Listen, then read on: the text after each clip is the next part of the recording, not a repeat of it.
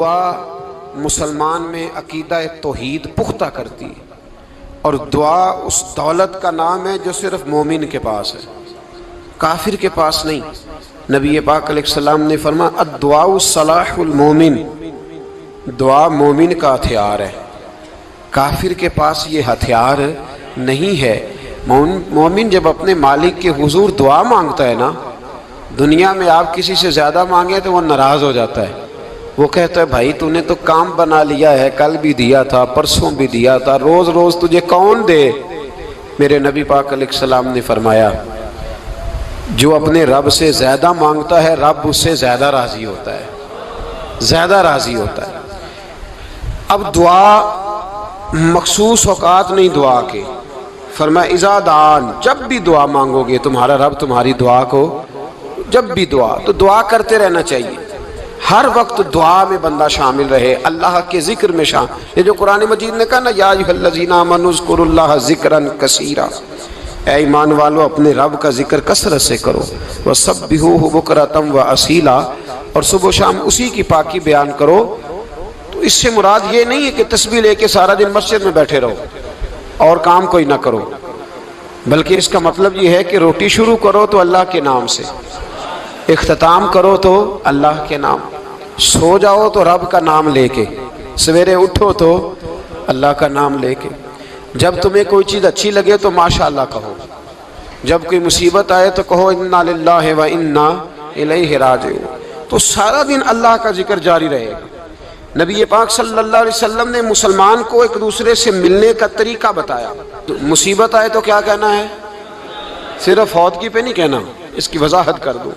کوئی بھی الذین اذا اصابتہم مصیبہ، جب بھی کوئی مصیبت آئے اللہ کے بندے کہتے ہیں ہم اللہ کی طرف سے آئے ہیں اور اللہ کی طرف ہی ہم نے لوٹ جانا۔ تو میرے عزیز ہر وقت اللہ کا ذکر جاری رہے گا، ہر وقت زبان پہ رب کریم کا۔ دیکھیں نا نبی پاک علیہ السلام نے ہمیں ملاقات کا طریقہ بتایا۔ ایک صحابی آئے تو انہوں نے آ کے کہا السلام علیکم، نبی پاک علیہ السلام نے فرمایا رب تعالیٰ نے اسے 10 نیکیاں عطا فرمائی ہیں۔ دوسرے آئے تو انہوں نے کہا السلام علیکم ورحمۃ اللہ، تو محبوب فرمانے لگے، امام بہقی نے اس کو لکھا ہے، محبوب فرمانے لگے رب کریم نے اسے 20 نیکیاں عطا فرمائی۔ ایک اور آئے، عرض کیا السلام علیکم ورحمۃ اللہ وبرکاتہ، محبوب فرمانے لگے اللہ نے اسے 30 نیکیاں عطا فرمائی۔ اچھا اس کا مطلب کیا ہے؟ السلام علیکم، تم پر سلامتی ہو، سادہ ترجمہ یہ ہے کہ تم سلامت رہو، تم سلامت رہو، ورحمۃ اللہ وبرکاتہ، تم پر اللہ کی رحمت بھی ہو اور اس کی برکتیں بھی ہو۔ وہ کیا کہتا ہے؟ وہ کہتا ہے وعلیکم السلام، تم پر بھی سلامتی ہو، ورحمۃ اللہ وبرکاتہ، اللہ کی رحمت ہو اور اس کی۔ یہ جو مسنون دعائیں ہیں نا جو حضور نے ہمیں دعائیں سکھائیں ہر موقع پہ، ان کا کمال دیکھیے۔ اب ایک مسلمان نے آتے کہا السلام علیکم، اس کا مطلب کیا ہے؟ تم پر۔ اب وہ جھگڑا کرے گا اسے مارے گا، اس کا مال چھینے گا؟ اس نے تو آتے ہی کہا تم پر سلامتی ہو۔ تو جو سلامتی کی دعا دینے والے ہیں وہ جیب تھوڑی کاٹیں گے، وہ غبن تھوڑی کریں گے، ڈاکہ تھوڑا ڈالیں گے۔ اسلام نے لفظ ہی وہ سکھایا ہے کہ فرمایا جب تم نے ملنا ہے تو تم نے دعائیں کرنی ہیں ایک دوسرے کے لیے۔ اب ہمارے ہاں نئے نئے لفظ آ گئے، ٹیلی فون اٹھایا تو کہا ہیلو، اس کا کیا ترجمہ ہے؟ کون ہے؟ اس کا کیا ترجمہ ہے؟ جی جناب، اس کا کیا مطلب؟ ہم نے دیکھا بڑے بڑے سمجھدار لوگ السلام علیکم کی بجائے کہتے ہیں کیا حال ہے؟ بھئی کیا عجیب بات ہے، بھئی کیا حال ہے کا کیا مطلب ہوا؟ وہ بعد میں کرنے کی بات ہے۔ اور کچھ تھوڑا سا جو ادیب ہیں، جو بیچارے حروف کے پیچ و تاب میں رہتے ہیں، وہ کہتے ہیں آداب عرض ہے۔ وہ کیا ہوتا ہے جی؟ اسلام نے دعا سکھائی ہے السلام علیکم، یہ کتنی خوبصورت دعا ہے۔ جب آپ گھر کے اندر داخل ہوئے تو آپ نے دعا دی السلام علیکم، یہ دعا دی آپ۔ ایک صحابی حاضر خدمت ہوئے، عرض کی یا رسول اللہ صلی اللہ علیہ وسلم میرے گھر میں غربت رہتی ہے، کیا کروں؟ نبی پاک علیہ السلام نے فرمایا جب بھی گھر جایا کرنا گھر والوں سے سلام لیا کر، گھر والوں سے کیا کہا کر؟ السلام علیکم، جب بھی گھر جائے۔ یعنی گھر آیا، اب گھر والوں نے بتایا کہ ماچس کی ڈبیا تو لے آؤ۔ اب یہ دکان کونے پہ تھی گھر والے پہ، وہاں سے ماچس کی ڈبیا لے کے واپس گیا تو کہنے لگا السلام علیکم. پھر گھر والوں نے کہا ہو بتانا یاد ہی نہیں رہا، چینی بھی ختم ہو گئی ہے. تو یہ پھر گیا چینی لینے، لوٹ کے آیا تو کیا کہا؟ جب اللہ چاہتا ہے تو کہے، جب اللہ کے رسول چاہتے ہیں تو کہے. اس کا ترجمہ یہ ہے کہ تو کہہ، تو سلام لے. اللہ رسول چاہ رہے ہیں کہ تو سلام لے تاکہ تیرے گھر میں سلامتیاں ڈال دی جائیں. تو فرمایا سلام لینی ہے تو نے، اور ساتھ تو نے اس طرح کرنا ہے کہ 3 دفعہ سورۃ اخلاص کو پڑھنا ہے. امام قرطبی نے اس کو لکھا ہے. اس نے کہا حضور غربت بڑی ہے. غربت بڑی ہے تو کہ وظیفہ بتائیں. فرمایا جب بھی گھر جاؤ سلام لو اور 3 دفعہ سورۃ اخلاص پڑھو. وہ صحابی کہتے ہیں میں پکا ہو گیا. اب وہ کچھ دنوں کے بعد، کچھ عرصے کے بعد، کچھ مہینوں کے بعد واپس آئے تو صحابہ کرام علیہم رضوان فرماتے ہیں ہماری خواہش تھی کہ یہ کچھ بیان کرے، اب بتائے جو وظیفہ لے کے گیا تھا اس کا رزلٹ کیا نکلا. کہتے اس نے بڑی حیرت انگیز بات کی، حیرت انگیز عجیب انداز میں. کچھ لوگوں کا دل ہوتا ہے نا کہ مجھے ملے میرے پڑوسی کو نہ ملے، اور کچھ کا دل ہوتا ہے یار مجھے بھی ملا ہے اور الحمدللہ میرے پڑوسی کو ملا ہے. تو صحابی جب حاضر ہوئے تو صحابہ کہتے ہیں ہمیں تجسس تھا کہ یہ کچھ بتائیں. تو حضور نے فرمایا کیا حال ہے تیرا؟ کہا یا رسول اللہ کمال ہی ہو گئی ہے حضور، میں جب بھی گھر جاتا ہوں سلام لیتا ہوں اور 3 دفعہ سورۃ اخلاص پڑھتا ہوں. میں تو امیر ہو ہی گیا ہوں، میرے تو ہمسائے بھی امیر ہو گئے. کتنا پیارا ہے یہ جملہ، کتنا حسن ہے. اتنا اچھا لفظ کسی اور کے پاس ہے ہی نہیں جو الفاظ ہمیں ہمارے رسول نے عطا فرمایا. اس کو اپنائیے، اس کو اپنائیے. یہ الگ بات ہے کہ لوگ مطلب کے لیے سلوٹ کر لیتے ہیں بڑا سارا، لیکن مطلب کے لیے نہیں. جس کو جانے اس سے بھی سلام لیں، جس مسلمان کو نہیں جانتے اس سے بھی. تو نبی پاک نے ہمیں مسنون دعائیں سکھائیں. رات کو جب سونے لگیں اللہ کے رسول صلی اللہ علیہ وسلم نے ہمیں دعا سکھائی. حضور نے فرمایا جب سونے لگو تو مسلم شریف میں فرمایا تم نے یہ دعا پڑھنی، اللہم باسمک اموت و احیا. تم نے کہنا اے اللہ میں تیرے نام پر مرتا ہوں اور تیرے نام پر جیتا ہوں. نبی پاک صلی اللہ علیہ وسلم نے ایک حدیث میں فرمایا کہ یہ جو نیند ہے نا یہ موت کی چھوٹی بہن ہے، یہ موت کا ایک حصہ ہے. جس طرح انسان سو جائے تو کوئی خبر نہیں ہوتی کیا ہو رہا ہے، بالکل وہ اٹھا ہے تو اس نے کہا ہو یہ کیا ہوا. سو جاتا ہے نا آدمی اسے خبر نہیں ہوتی، اوہو میں نے تو 11 بجے اٹھنا تھا یہ تو 3 بج گئے. اب اسے خبر نہ رہی.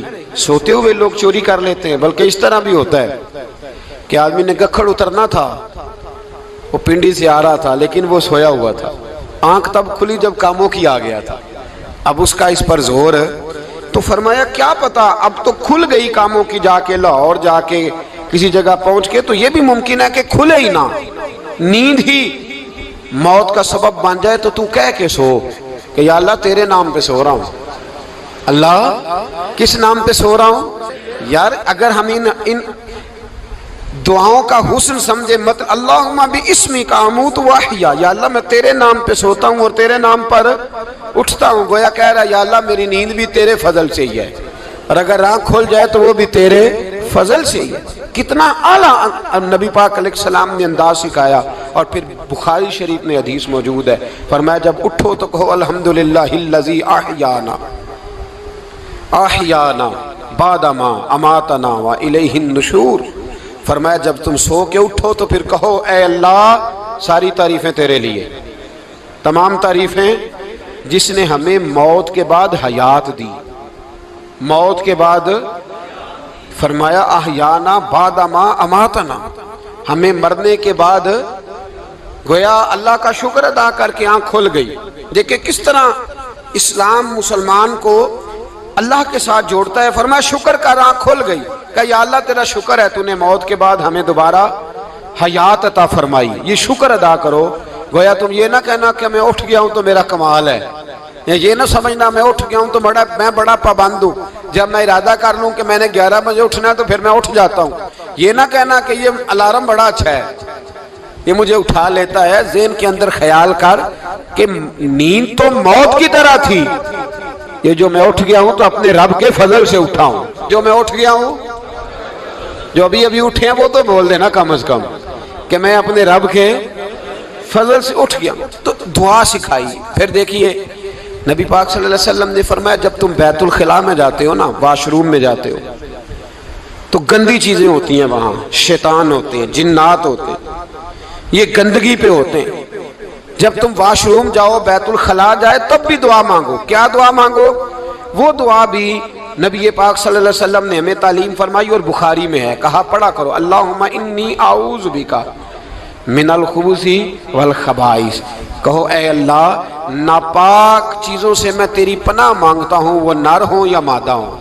اللہ میں تیری پناہ مانگتا ہوں۔ واش روم کے اندر بہت ساری بری چیزیں ہوتی ہیں، جوان میری بات پر توجہ فرمائیں، وہاں بہت ساری گندی چیزیں ہوتی ہیں۔ انسان کئی دفعہ واش روم میں جاتا ہے، اسے وسوسے زیادہ آتے ہیں، یہ نوٹ کریں میری بات کو۔ اصل میں نا ہم بات ڈھونڈ رہے ہیں علاج اپنی بیماریوں کا، حالانکہ علاج تو سارا مدینے والے رسول کے پاس موجود ہے، محبوب کے پاس ساری دوائیاں ہیں۔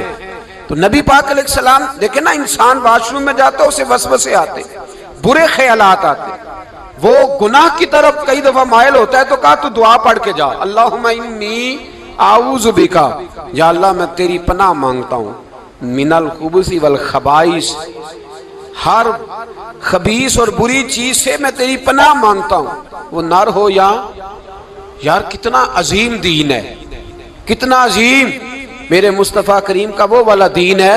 اصل میں اللہ کرے بی اے پاس بچے کو بیت الخلاء کی دعا بھی یاد ہو جائے، ایسے یاد ہو جائے، اور اس کے ماں باپ سمجھ لیں کہ جوان ہو گیا ہے، تو اب ہو سکتا ہے اس کی طرف شیطان حملہ زیادہ کرے، اسے خراب کرنے کی کوشش کرے، تو لہٰذا اسے دعا سکھائی جائے تاکہ اس کو پہلے سے پتا ہو کہ میں نے اس بے ایمان سے بچنا کس طرح سے۔ اب آپ دیکھیے نبی پاک علیہ السلام نے ہمیں دعا سکھائی، مصنف ابن ابی شیبہ میں۔ کون سی دعا؟ واش روم سے نکلنے کی۔ اللہ اکبر، بڑی زبردست دعا ہے، بڑی زبردست۔ آپ یقین کریں اس ایک ایک دعا پر ایک ایک پورا بیان ہو سکتا ہے، ایک ایک۔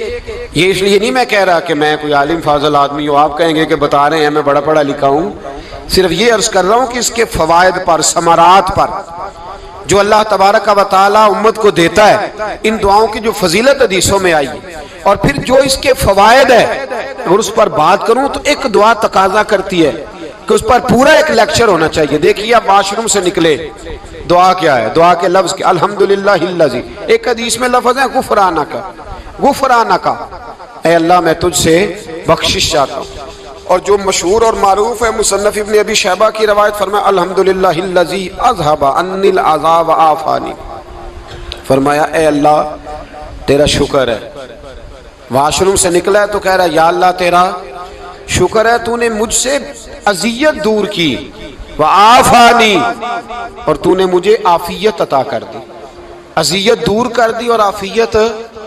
بولیے، واش روم سے نکلا ہے تو کیا کہتا ہے؟ یا اللہ تیرا شکر ہے، تو نے مجھ سے اذیت دور کر دی اور مجھے عافیت۔ ڈاکٹر حکیم ہومیوپیتھک ایک چیز پر متفق کم ہوتے ہیں، پتہ ہے نا آپ کو، لیکن اس بات پر سب کا اتفاق ہے کہ اگر کسی کو قبض ہو جائے نا تو شاید 70 یا 72 بیماریاں لگ جاتی ہیں اس کو۔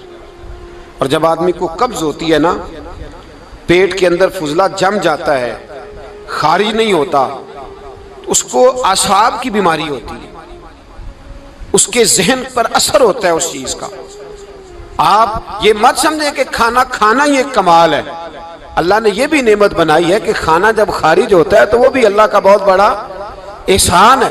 تو فرمایا تو سمجھا ہی نہیں، اگر تجھے قبض ہو جاتی، تیرے پیٹ کے اندر وہ چیز جم جاتی، تیرے لیے کتنی تکلیف کا باعث تھی۔ ان لوگوں سے پوچھئے جو اس کے بیمار ہیں، اس کے مریض ہیں، وہ کتنی تکلیف میں رہتے ہیں، سر میں درد ہوتا ہے، سر چکراتے ہیں۔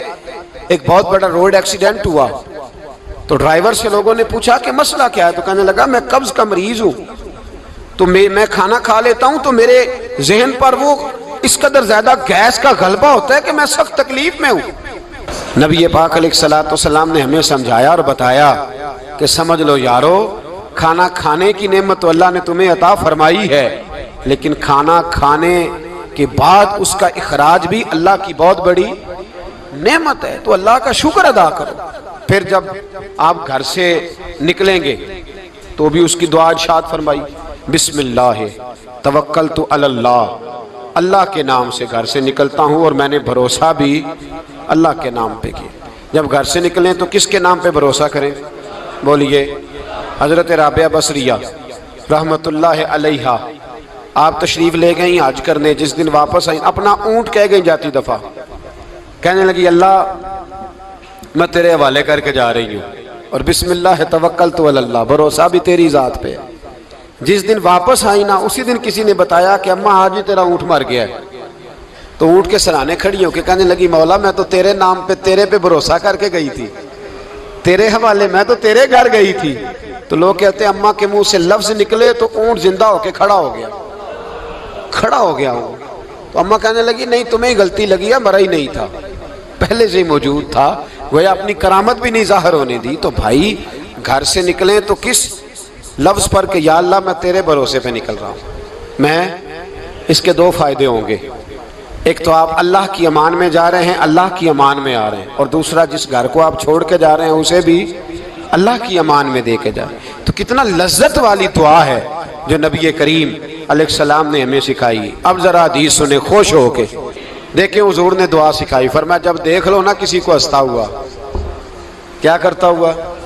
ماشاءاللہ آپ تو ہنسنے لگے۔ جب کسی کو ہنستا ہوا دیکھو تو کہا کرو اضحک اللہ سنک، یہ دعا یہ بخاری ہے، فرمایا دعا مانگا کرو جب کسی مومن کو ہنستے ہوئے دیکھو تو دعا مانگو اضحک اللہ سنک، اللہ تجھے ہنستا ہی رکھے، اللہ تجھے، بولیے جل نہ جایا کرو کہ میں پریشان ہوں تو یہ ہنس کیوں رہا ہے، جھلا نہ کرو، بلکہ کیا کہا کرو اللہ تجھے ہنستا رکھے، اللہ تجھے۔ نبی پاک صلی اللہ تعالی علیہ وآلہ وسلم نے فرمایا، ترمذی میں حضرت اسامہ بن زید رضی اللہ تعالیٰ عنہ سے حدیث مروی ہے، حضور نے فرمایا جس نے کسی کے ساتھ احسان کیا اور جس پر احسان کیا، اگر اس نے یہ دعا پڑھ دی نا جزاک اللہ خیرا، تو فرمایا اس نے اللہ کی بھی پوری حمد کر دی اور محسن کا صحیح شکریہ بھی ادا کر دیا۔ کیا کہنا ہے؟ جزاک اللہ، اللہ تجھے بہترین جزا عطا کرے۔ اس کا ترجمہ کیا ہے؟ اللہ تجھے بہترین، کیونکہ حضور فرماتے ہیں من لم یشکر الناس ولم یشکر اللہ، جس نے بندوں کا شکریہ ادا نہیں کیا اس نے اللہ کا بھی شکریہ ادا نہیں کرنا۔ تو کیا کہنا چاہیے؟ جزاک اللہ خیرا۔ اور اگر اماں کہتی ہو بچوں کو انگریزی سکھانی ہے تو کیا کہنا ہے پھر؟ شکریہ ادا کرنے میں کیا کہنا ہے؟ Thanks, thank you. او خدا کے اس کا ثواب کتنا ہے؟ بولے انگریزی ایک زبان ہے، اس کو زبان ہی رہنے دیں گے۔